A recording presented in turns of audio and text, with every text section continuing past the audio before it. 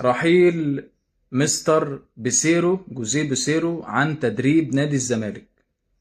بجد قرارات غريبة جدا من إدارة نادي الزمالك.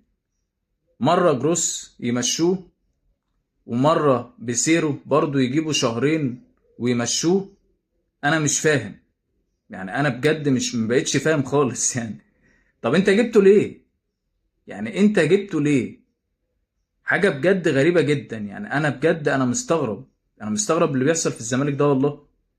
يعني الناس دي يا جماعة والله لو عايزة توقع الفرقة مش هتعمل كده. يعني بيجيب جوزيه بيسيرو ويمشيه. طب انت جبته ليه من الاول؟ يعني انت ليه جبته من الاول؟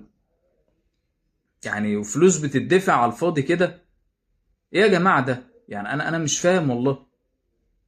يعني مستر جوزيه بيسيرو جبته، وبعدين شهرين ده لسه جروس كنا بنتكلم ان هو رحل عن تدريب الزمالك، وبعدين جه بيسيرو ومشوه اهو. يعني حاجة بجد غريبة. طب معلش، طب احنا هنتكلم بقى بصراحة، انت عملت له ايه؟ يعني انت المدير الفني، انت وفرت له ايه اصلا؟ ده انت لا جايب لعيبة، يعني لعيبة ما بتجيبش. دي اول حاجة. تاني حاجة، تجديد لعيبة ما بتجددش لحد، وزيزو هو اخرهم مشي. تالت حاجة، اللعيبة اللي عندك بتمشيها. ولينا امثلة كتير، يعني امثلة كتير. اللعيبة اللي عندك بتمشيها. عندك يوسف اوباما، من احسن اللعيبة في نادي الزمالك وفي مصر، مشيته. يوسف أمه ده خلي بالكم اللي جايب الكونفدرالية السنة اللي فاتت، اللي خلت الزمالك يلعب السوبر الأفريقي وكسب فيه. فيوسف أوباما كان لعيب مهم جدا، مشيته. ده فشل في الإدارة. سيد عبد الله نيمار كان من أحسن اللعيبة اللي في مصر وفي الزمالك، مشيته.